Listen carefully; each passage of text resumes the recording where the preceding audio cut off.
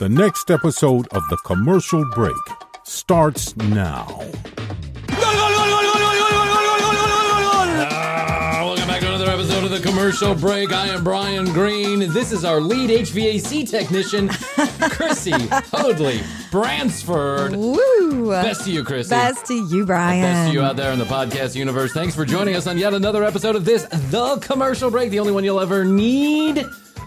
Krissy and I were just in the kitchen, and we're having a conversation. My kitchen here in the studio kitchen. The studio kitchen. The studio yes. kitchen here in the studio complex, the TCB studio complex. We were in the kitchen, and I said, "Hey, Astrid," and she looks at me like, "What?" And I'm like, "What did I say?" Because I know that look. I'm in trouble instantaneously. She said, "Why do you call me Astrid?"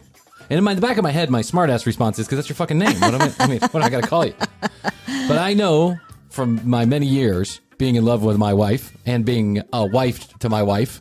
Wifed to your wife. To my wife. Isn't that what they call it? Wiving? When you get husbandry? Married? Married? Oh, we're getting all technical.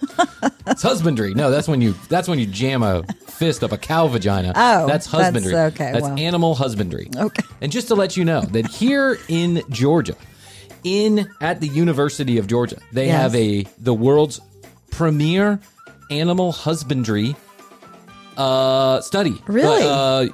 Whatever they call it. I don't know, lab, whatever it is. Thing, place. Program? This is why Bryan's college education began and ended with 2 classes. They do a lot of husbandry there. Oh, okay. They make cows. They make them bigger and better, and they grow them. Yes. Right? They manipulate. They do. They have these bulls there, and the bulls, I've seen them. You can go to the farm and see the husbandry. I knew they had a big animals, program there. Yeah. What they're making over there is almost demon-like. It's crazy. It's insane what the University of Georgia is doing with bulls.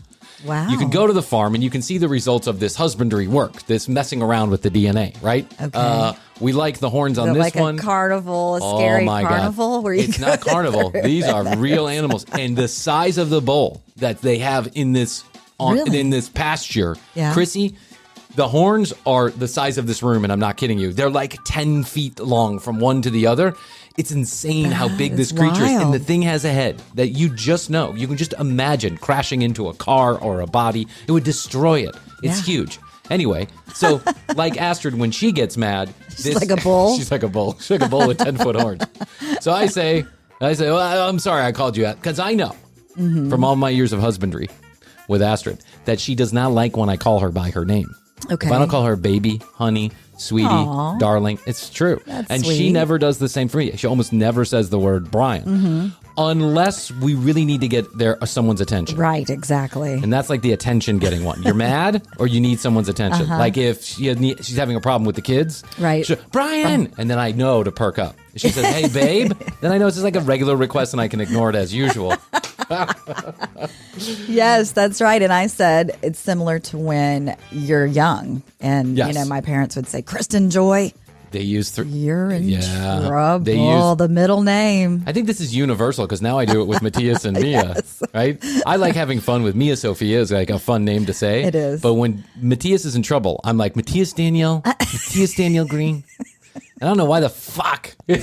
Who started that? Where did that? It's like an instinct that just comes in. Yeah, it's so strange. I guess it's like passed down from generation to generation. I guess in our DNA, as people are messing around with us, and the computer, the computer in the sky or whatever, they're like, one of the things we have to put in every parent is the ability to say all 3 names when they're angry. Yep. Like that's the universal sign for you're fucked. Yeah, you're in big trouble. When my mom said it all the time, right? Bryan William Green, she would say it all the time, but I was always in trouble for something. You were. But when my dad said, Bryan William Green, get your butt down here now. I knew that I might as well close and lock my bedroom door because I was grounded for 2 weeks. Every time he said my middle name, it meant 2 more weeks of grounding. I one time spent an entire summer, 3 months, grounded with what did you no do for TV. that? Oh, I think I told this story. I went out. Which one? I had sex for the first time, and then the girl who I had sex with claimed she was pregnant. Oh. And I told my parents. She called me up. She told me she was pregnant. This story. All right. Well, I mean, here we go. Another episode of The Commercial Break derailed. Like, I can hear people's car radios turning off right now. Another Bryan story? I thought we ended that like 50 episodes ago. I had a friend. I worked at a McDonald's. I had a friend from that McDonald's. Yes. I remember this. She was like a year or two older than I was. Okay. And she was into me. She was into me. She was like hot for the cock. Yeah, that's right. But she was highly religious. Oh. And so, first of all, I wasn't all that into her. I was kind of into her, but then that like the religious angle made me kind of not into her because I'm not a religion guy. She had a party at her house one time when her parents left, and she invited me over. And I came to the party, and her sister, younger sister, was there, who was closer to my age. Like she was like a year younger than I was, right?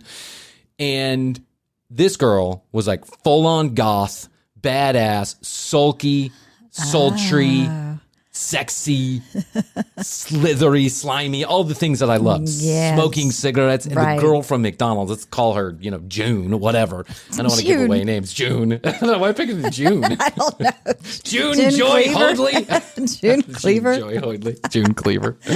That's right. June and whatever his name was. So we met at this party, which is really more like a get together, right? And at that time, I was such a derelict. And I loved girls who looked like they would get in trouble with me. Yeah. Like, I was a bad boy and I liked bad girls. Partner in crime. Yeah, the goody two-shoes were fun, but the bad girls were sexy. Intriguing. This is the kind of girl who like lights incense and candles and puts on like Portishead, the album, like it just like weird, we're listening to Depeche Mode all night long. Oh, yeah. Or some, even Alice in Chains. Like she's like so sexy. Dangerous. And her room is dark and she's smoking cigarettes out the window because I fucking hate my parents. And I'm like, I fucking hate my parents too. Rebel. So we ended up being in her room all night long. Well, fast forward a week, it's 4th of July. Another one of my friends his parents are out of town. And so me and this girl, I had my own phone line at the house. So me and this girl have been communicating a little bit. And I said, hey, why don't you come to this party? Right? Because, we can't fuck while your sister's there. Right. We didn't do anything at her sister's house. But she came to this 4th of July party. Tension was building. Oh, yeah. And it didn't take but an hour. And I remember the fireworks were going off outside and I was getting laid on the inside. Oh, wow. It was my first time having sex and I was miserable at it. I had no fucking clue where to stick it, what to do, how to get it there. I was just all over the place, stabbing this poor girl in the leg with my cock. On her stomach, in her arm, over to the side. Yeah, But the fireworks were going off. Were going off. So it was romantic and sexy. And, we were lighting candles and smoking cigarettes in this guy's house. And so we had sex. There I go. I lose my virginity. 5 days later. Okay, so now let me tell this story like this. So then this girl goes out of town. My friend June goes out of town. She goes to France for like a month. Oh, wow. Okay.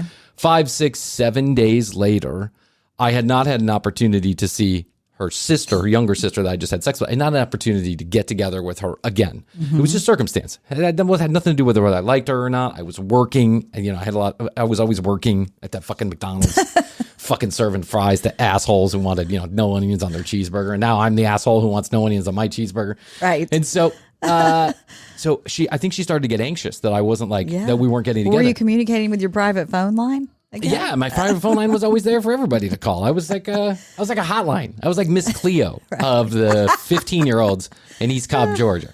They'd call me up. I'd listen to them. I'd give them, wise, sage advice. Yes. And 9 times out of 10, ended up getting them grounded also. So I think you need a face-to-face therapy session, my friend. So why don't you pick me up at my house downstairs out the side of the basement window at 2 a.m, right, and bring me over to this other girl's house, and I'll give you some advice on the way. You got arrested for driving your dad's car without a license? I'm so sorry. I got laid. A week after, about a week. I mean, I don't know. I'm 15 years old. I had no fucking clue of space or time at now or then. Right. She calls and says, I'm pregnant. Oh, God. And she's like calling my phone, leaving messages. I checked the message box. I'm like, holy shit. And the first thing that I did, because I have never been, in that age, I was invincible. I could do anything, go anywhere, be anybody. I didn't fucking care. The world was my oyster, yes, and I had it by the fucking balls until by someone by the 10-foot bullhorns. Riding that DNA complicated bull down the street.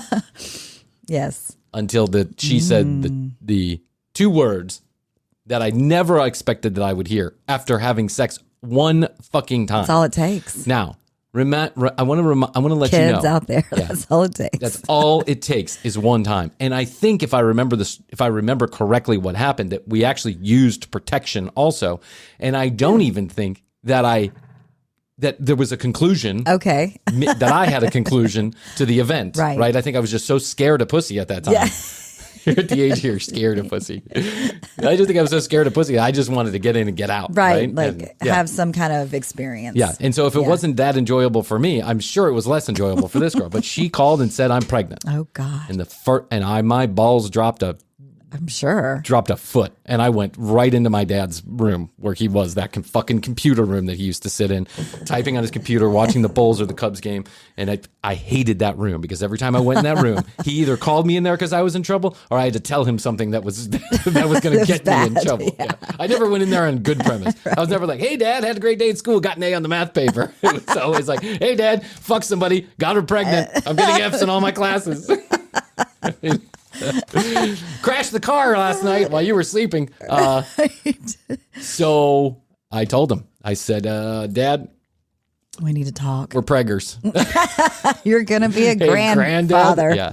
And he flipped his fucking potatoes. I bet. I mean, he did instantaneously.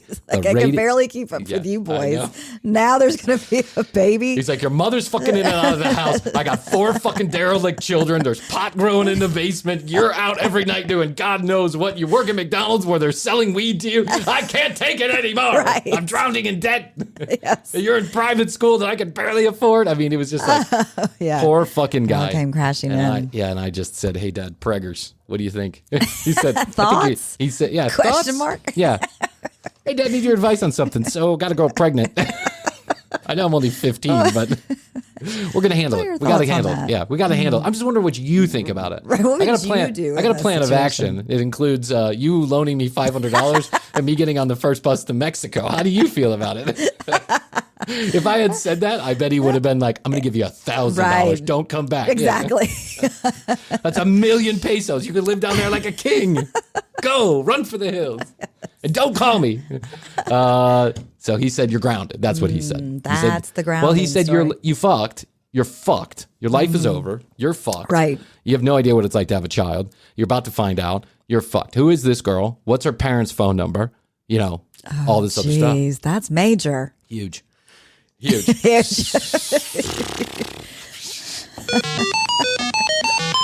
So in my pea brain mind, the first thing that I did, rather than do what I did next, which is what I should have done first, and that was, can we go take a pregnancy test together just to confirm, to make sure that it's all that we, blah, blah, blah. Because my dad's like, you got to get a fucking obstetrician. You got to take this girl to the doctor. Oh, my God. You got to decide whether or not you want to keep it. It was like a whole thing. And for 2 days, my world was upside fucking down. Oh, completely. I was like, I was looking in the newspaper, figuring out where I get full-time jobs at 15 fucking years old. Right? Calling the McDonald's manager, hey, you got any extra shifts I can pick up? Because I was going to leave for Mexico or I was going to raise the kid, one of the two. Right. I hadn't quite what are my decided chances for advancement? Yeah. Here at the McDonald's. You got any manager positions available for 15-year-olds? Right. Do you think I could clean extra bacon, egg, and cheese shit off the men's room wall in the morning for extra money? That's okay. Can I go unclog those toilets twice more a day? Oh my God. So, what did you do first?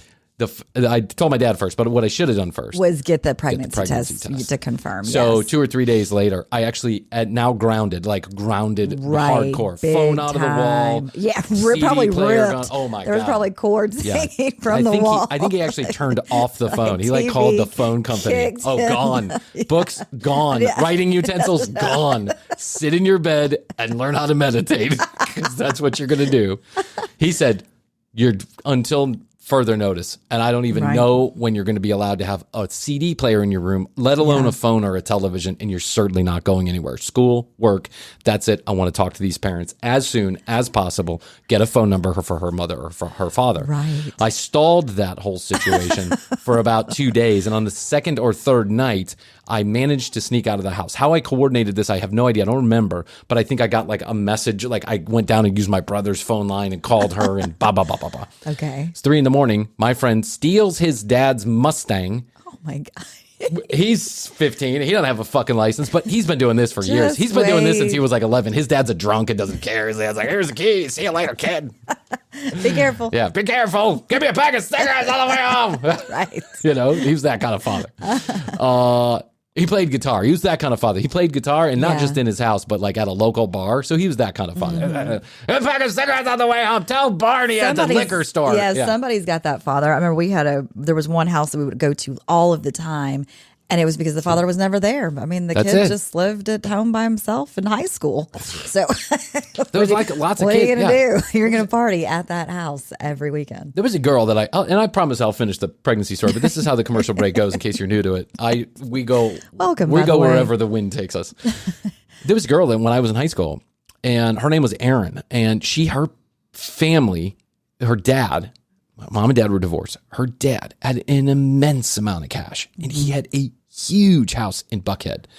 3-car garage, basement, pool, cabana, the whole fucking 9 yards. Nice. And that father was never, and I mean never home. Yeah. Never. Same with the friend that I had. Yeah. And never Erin would have these parties every fucking night. People. Now we also had a basement, or every fucking night of the week, people were downstairs smoking pot, right? But not the whole home, right? With the cabana and the pool. Yeah. And like the chef had free reign. And there was like a keg of beer, and I'm pretty sure none of us bought the keg of beer, right? I don't know. I just showed up at the house on occasion and partied. Yeah. I actually got tied up in a closet there once with my super duper high school love.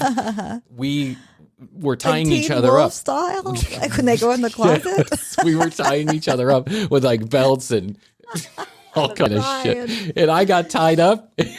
She went to go to the bathroom and people came in the closet. And here I am with my little 15-year-old chubby, like, hey guys,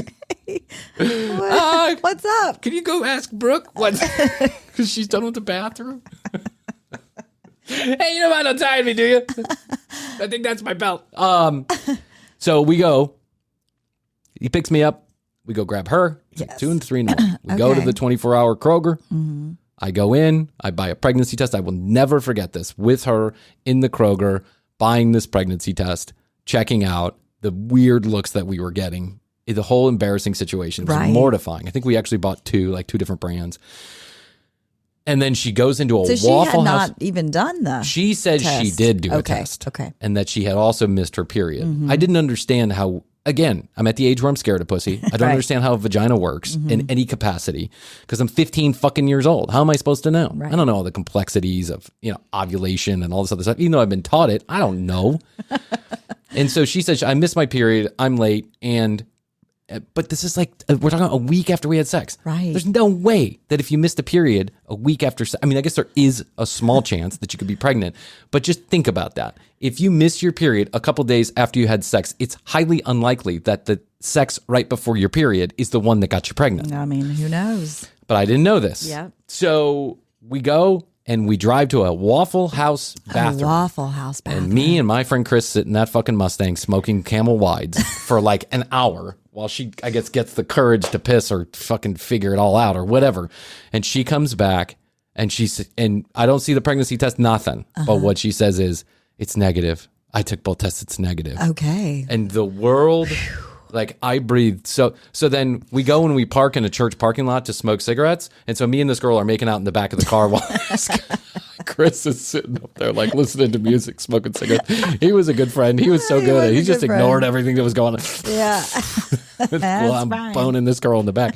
I'm like, if you didn't get pregnant that time, let's try again. Right. My dad, I'm already in trouble. So I get home, next morning. I say, Dad, good news.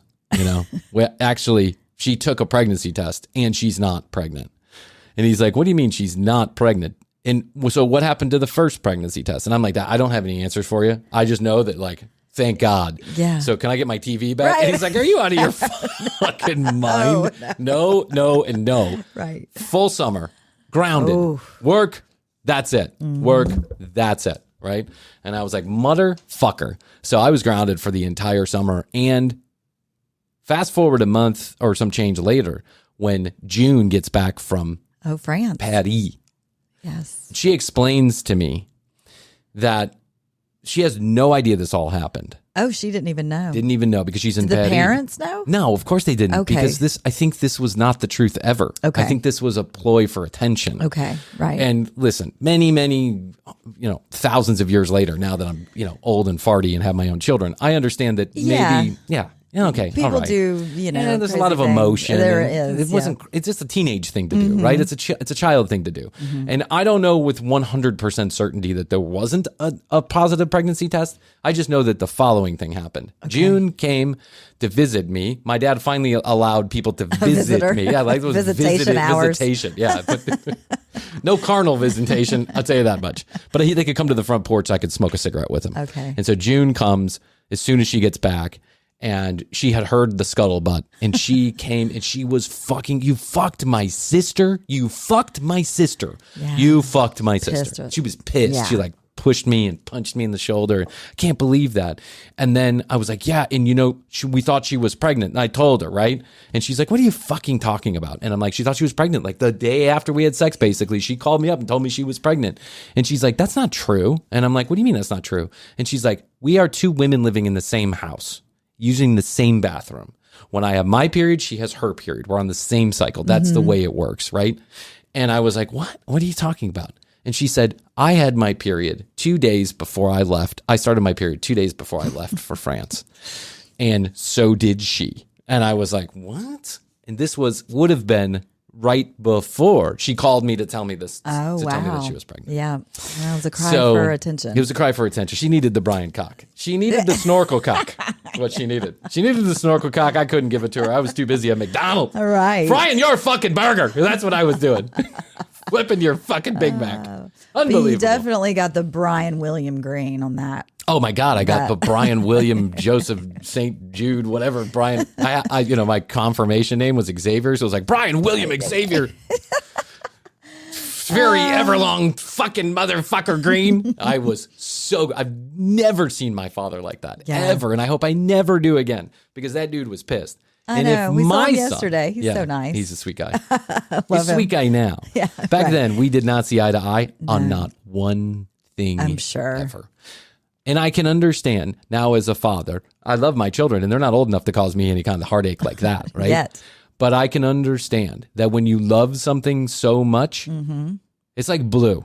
I love Blue so much. But that dog is a fucking shithead. Right. And I can understand that kind of like that dichotomy, the love and the dislike. The dislike, I was going to say. And then you're constantly breaking their trust and fucking up and causing drama that's causing you drama that you can. He probably interruption. He didn't sleep for like 6 years. Yeah, right, I mean, seriously, until the day I left the house. And when I left the house on my own, without telling him, the guy was on a fucking business trip, and I literally took the mattress and left and moved in with a couple fucking strippers. I mean, I was just a shithead. I was a shithead. Well, you'll be on to Matthias now if he tries to pull any stunts.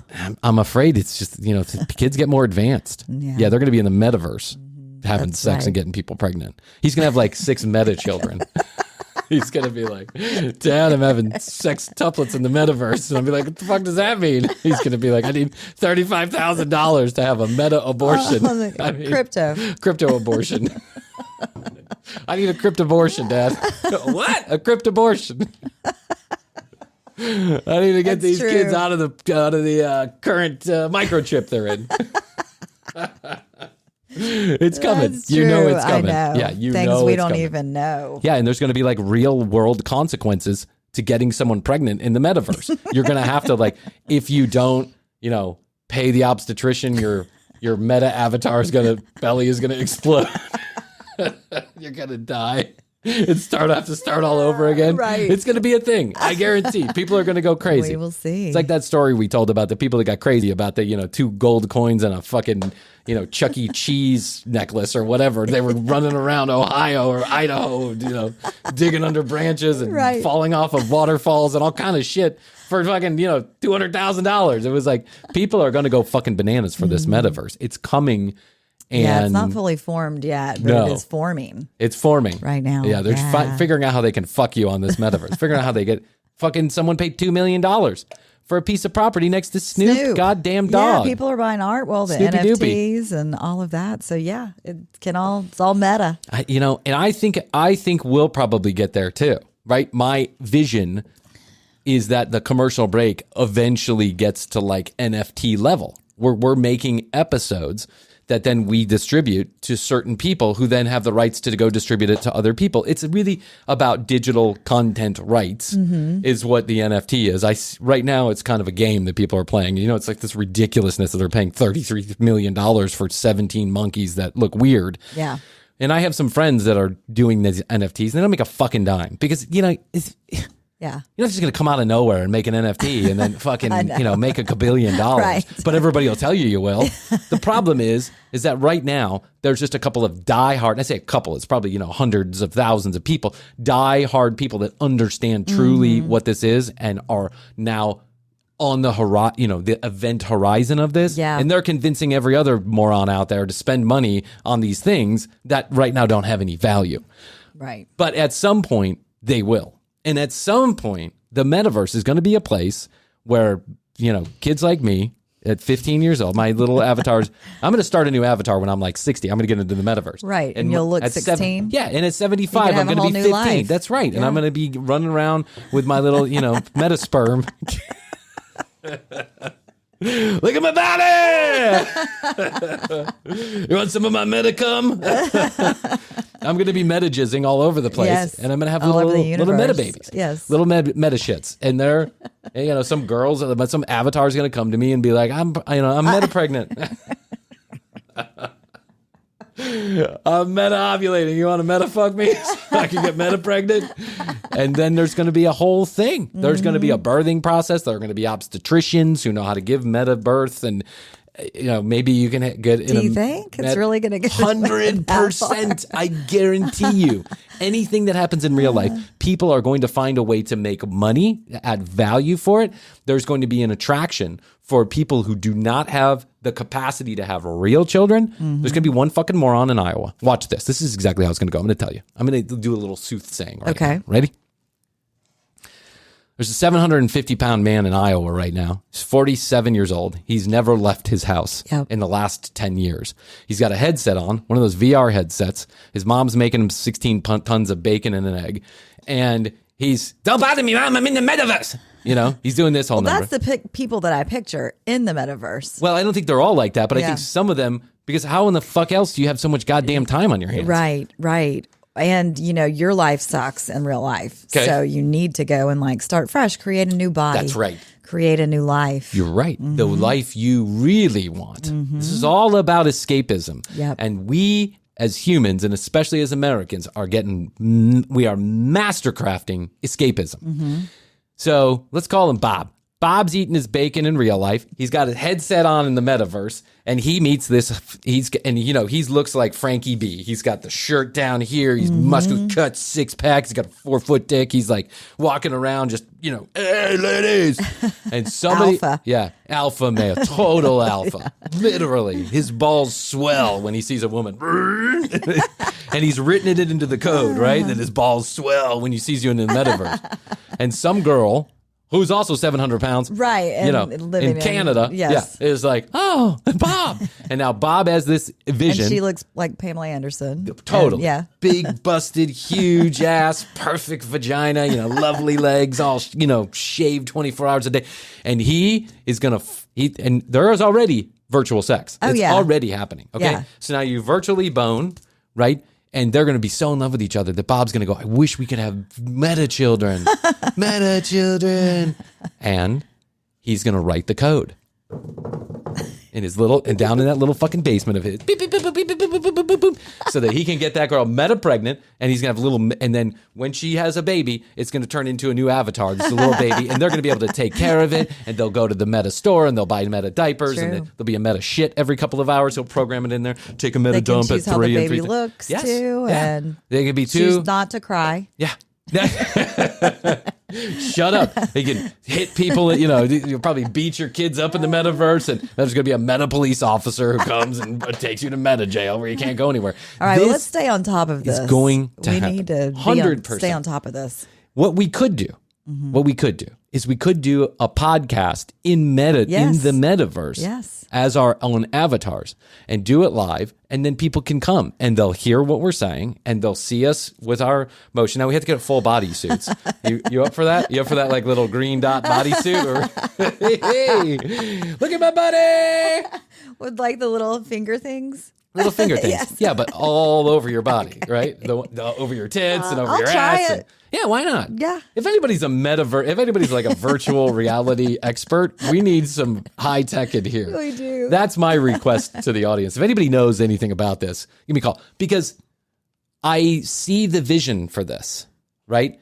And what they're talking about with Web3 is that everything that you do, the people who create the virtual diapers, the people who create the virtual podcasts that then get put out as NFTs on this blockchain and all this other stuff, it's micro content creating, and everyone's going to get paid for it. So essentially we are building a whole nother universe that people are going to live in. And Bob is never going to take his headset off because fucking Pamela Anderson looks as good today as she did the day I met her. And that was 20 years ago. And now we have 17 meta children. I know, it's very Black Mirror. Like, it's gonna happen. It's already happening. It's already in there. Snoopy Doggy Doggy is in there. He's in there. Snoopy Doggy Doggy has a house, and Snoopy Doggy Doggy's house is so cool, and people want to be so close to him that some hedge fucking fund paid $2 million. Listen to this, because I don't think we aired this episode because it was horrible, but we did a whole episode that's now in the can about the metaverse, and I explained that someone paid $2 million. I heard that for virtual land next to Snoopy Doggy Doggy's house. And Snoopy Doggy Doggy is always on the forefront. This guy is like, he's like I don't know. He is. Mark He's Zuckerberg. Got people that are on he's got people who are on the front. That's exactly. right. And Snoopy Doggy Doggy is doing concerts. That guy, Travis Scott, that killed everybody, he's doing concerts. Nelly Furtado's in there. Everybody's doing concerts in the metaverse. And people show up, and they clap, and they applaud, and they cheer, and the whole 9 yards. Now, right now, it looks a little boxy and strange. Right? But they'll refine it. But if you're 700 pounds and you haven't left your house in Iowa, your virtual dick getting rubbed is almost as good as your real dick getting rubbed. And they're coming up with like a VR set for your cock. That's coming next. I think they actually have this where it emulates getting laid. It's coming. It's all coming. Krissy and TCB Meta. We're going to have to do, we're already doing 3 goddamn episodes a week. We're going to have to do a 4th one called TCB Meta. TCB Meta. NFTCB.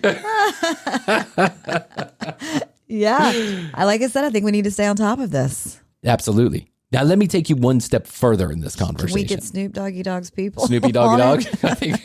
Can we get their contact information? I don't think Snoopy Doggy Dog's going to be interested in TCB. I just have a gut. This is not him. I want his people. Oh, you want his people? Or keeping him on the forefront. Yeah, that's right. Well, we need to be our own people and keep ourselves on the forefront. We can't afford anybody else. We're going to have to right now. I know. So at Menfo, this is kind of related. At Menfo, I was doing a series of interviews that I've cut up and put into certain episodes. And there was a guy that I met there named Will. Not Will the Champ, but another Will altogether. He's a super interesting guy. He was like a single guy on the prowl, lived in Brooklyn, but he's down there in Menfo for whatever reason. I'm not really sure. It's a great festival. It was a great festival. I guess. I don't know. I mean, he didn't seem like the kind of guy who was into the festival. I think he was just into it because his friend... Into the scene. Yeah. He was into it because his friend said... People come from all over. There's going to be single chicks there. Mm-hmm. Get your tickets now. Get your tickets now. So we communicated a little bit after the festival. So 2 days ago, he sends me, after we talked about snorkel cock, we talked about the dragon cock and all this, he sends me an entire website that is nothing but dragon dildos and fantasy pocket pussies. Wow. So they have like monster heads or monster asses. They have dragon dildos that have like fins and little, like the spiky things on their back, the little whatever. These are just drawings, or these are real? These are real things you can buy. Okay. Physical dragon dildos. In the metaverse? No, this is real. But in the metaverse, people are going to be fucking dragons.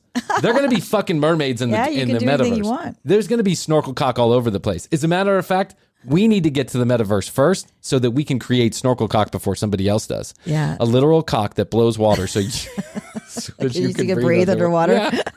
It's a whole world filled with mermen and snorkel cocks. Well, we're going to stay on top of it and do some more research. 1,000%. And when we get to the point where we start making NFTs, I have a suspicion that these things are going to go crazy. Like hotcakes. People are going to love them, Krissy. If you thought... Who wouldn't want it? Who wouldn't want it? Frankie B is going to get in the metaverse. Oh, yeah, he's probably already there. I think he is. Yeah. He's at least he's putting together a tutorial. I think, as a matter of fact, maybe we should talk to Frankie B. Maybe we could do, like, if Frankie B is not already in the metaverse, can we create Frankie B in the metaverse? Yeah. Can our avatar, the TCB avatar, literally be a Frankie B avatar? Like, get that shirt and walk around? The hair. For sure. Squeal out in a car. Yeah. One more thing I wanted to talk to you about. I saw this advertisement online. You know how they had there's like Airbnb and Uber started this whole take your shit and make money with it, right? Rent out your shit. It's sharing, like ride sharing. Yeah, or, like, if you have empty space, you share it. If you're going from point A to point B, why don't let somebody else hop in there and make some money at it? Right. If you got a home down in the islands and you're not using it 6 months of the year, why don't you let somebody else use it and you can make money? And they built this whole ecosystem around it. And now there is like an Uber and an Airbnb for every kind of business. Yes. The other day, I saw the most ridiculous fucking thing I have ever seen in my entire life. And I can't imagine this business is making any money or will make any money. It is the Airbnb for self-storage. If you have space in your house and you want to rent it out for somebody else's shit, you can do that. Oh, my God. How in the fucking good Lord are you going to rent your extra bedroom out for someone else to put their shit there? Yeah. Could be weed or cocaine or heroin or a and then small also you child. have to deal with them coming in and out of your house. Yeah, why would you want that? Hey, hey.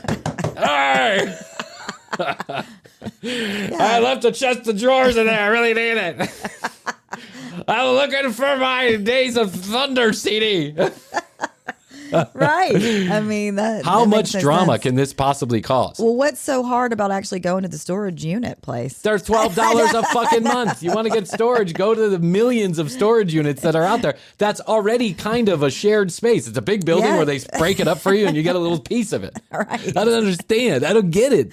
I saw this too about pools. There was something you about can rent out your pool sharing. Fuck that. Yeah. I got $30,000 worth of insurance on that pool so that I can make sure to keep people out of it. I don't let anybody go in that pool. I'm like, oh, you're going to drown and I'm going to be sued. Like, I don't want people over at my pool. Well, maybe I do. It was a thing. Maybe I do. And now that I'm thinking about it, hold on, back up. What was that website address? How do you get there? That's not an entirely bad idea. I saw that you could rent it out for the Olympic swimmers. For people who needed to train. That was true during COVID. Yeah, people were renting out their place so that the Olympic swimmers could train or collegiate athletes could train since all of the places were closed. Yep. So if you had a pool and it was heated, like especially during the winter, they were paying like $10,000 a month for people just to be able to use the pool. Now that's not a bad idea. But that also a couple young, good-looking guys and girls in my backyard swimming. I like that. And I'd just be out there with my fat belly. Hey, good form there, Bob. Yeah. Looking good there. What's up with those bathing suits? I think you can get better aerodynamics if you just slim down the back of that a little bit. Bring a thong next time. You look better. But a storage unit seems to me to be nothing but fucking trouble. And so you saw an ad for this? It's an ad for this. Okay. Have extra space in your house? Looking to rent it out? Why not be a storage, why not be your own self-storage thing? And I'm thinking to myself, how many pieces of shit, how much drama, how much danger, how much drugs, how much cash you've stolen, stolen Rembrandts. I know. Let me go put it in this other guy's house. Let me go put it in my neighbor's house. Right. They'll never find it there. I mean, imagine, I know. Right? Not to mention, people are disgusting and they smell and they have bed bugs and they're all over the place. I mean, it's just gross. And I mean, it's like Silence of the Lambs too, you know, with the storage where there's bodies in there and old things. Yeah, there's bodies. I'm going to start an Airbnb for serial killers. Store your dead bodies here. Got an extra head rolling around your bedroom? No more place to put those dismembered arms? Come on down to Bryan Green's self-storage and snorkel cock. Bryan Green's snorkel cocks and self-storage. Perfect. Perfect. This, to me, I can't imagine under what circumstances you would allow someone to put a bunch of empty boxes or other boxes full of whatever. And who are these people that have all this empty space? People need more space. Yeah, people need more space. That's why you have self-storage. That's why people spend millions of dollars building these self-storage things. The Airbnb of self-storage is self-storage. That's what the Airbnb of self-storage is. There is no need for this. I can imagine there's a hedge fund out there right now like, we really fucked up on this one, man. That was a wrong move. Hey, you gave $6 million to these guys, and one of them's your cousin. Right. For sure, without a doubt. Well, I just wanted to keep you informed about all the comings and goings on the internet there. I'm glad. We had absolutely, I just want to let you know, and we didn't talk about now one thing on this piece of paper. Nope. It totally went another direction. That's okay. I like it. I'll keep it. Two friends hanging out. Two friends hanging out. Getting plans to get in the metaverse. Having fun with guys, having fun with girls. Okay, we're making plans for the metaverse. We're making big plans to be at a metaverse near you. Come on by. Check us out on Wednesdays. We're in the metaverse. We're in the metaverse. Or we're on Fireside. Or Clubhouse. Or PayPal. Come on by PayPal. Or come on down to Bryan Green's sloppy. What was it? Sloppy Joe and Sexual Surrogates. Yes. Oh, it's so much fun to be here with you. I know. I love it. Where else could I tell my losing my virginity story and have anybody give a shit about it? You've got a captive audience. I do. With me. Captive audience of one. Krissy's like, yeah, sometimes it's fun, but most of the time it's torture. I just have to listen to Bryan talk. Eventually, I love it. You're going to be, I mean, we've known each other for a long time. I was going to say, this isn't our first foray. That's true. Yeah. 15 years of this. Yes. Right. But eventually you're going to be like another Astor. Like, and she's like, I already heard that story. Yeah, I heard that one. I'll start a story sometimes and she'll be like, I remember. Well, fuck you, Astrid Bethany Bocetta. Oh my God, you're in trouble now. Pay attention, audience, because Bryan always does the callback joke at the end of the show. That's right. Always. I'm good at that. Okay. You are. Here's how it goes. I think that's enough for today. Okay. I love you. I love you. Best to you. Best to you. Oh, well, let me tell you, go to tcbpodcast.com. You want to listen to any of the audio, you want to watch any of the video, you want to contact us, go ahead and do that. If you're up for the TCB Summer Games, let us know at 661-237-8296. We're looking for a bunch of guys, girls, whatever you're into, to play some game show games, TCB trivia games, and dating games. 661 best the number 2 YO. Let us know. Contact us on the website or get at us at The Commercial Break on Instagram and youtube.com/The Commercial Break. Clips every day of the week. Full episodes 2 days after they air on audio, and just for you, TCB in the studio every couple of days. That's okay. Right. Again, best to you. Best to you, Bryan. And best to you out there in the podcast universe. Until next time, we always say, we do say, we must say, bye. Bye.